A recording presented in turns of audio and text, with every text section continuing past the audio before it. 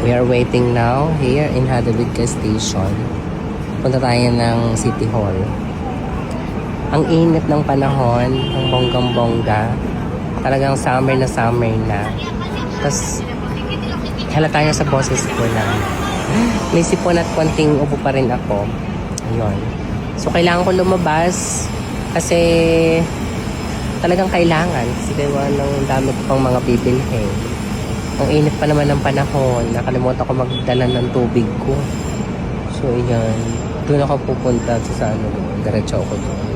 Sa may City Hall. At busy. Ngayon ang Jerusalem. Napaka-peaceful ng Jerusalem dito. So, ang tagal na ngayon, 2 minutes pa nakalagay. So, wait ko na lang sila. 2 minutes na lang naman eh.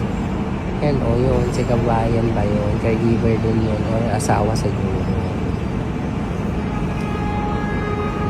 Diba? Sobrang init talaga. Nagsusulong si Kuya. Pero ibang lahi ata.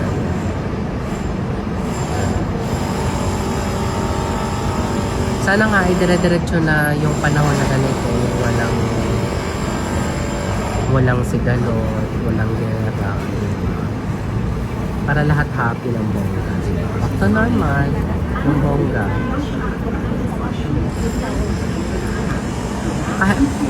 Ito ko pa naiintindihan yung sinasabi nila. Yung Hebrew, kahit ang tagal ko na dito sa Israel, hindi naman ako masyadong maka-Hebrew. Ang tagal ng train.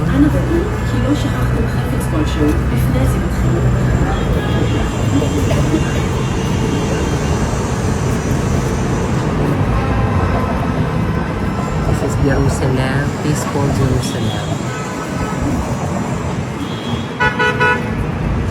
Yan na, parating na yung aking yung train. Ang bonggang-bongga. Yan na po yung train.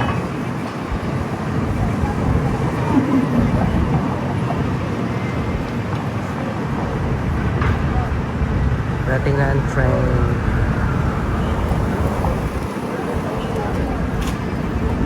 Yeah, medyo nag-ano pa, tumigil pa.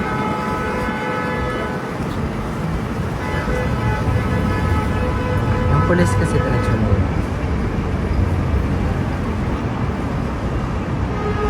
So, taga ng train.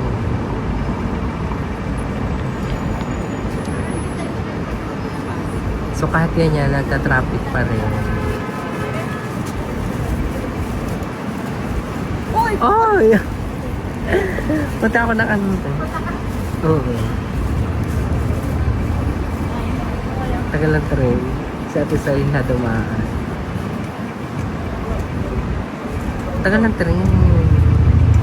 Hindi pa na ano.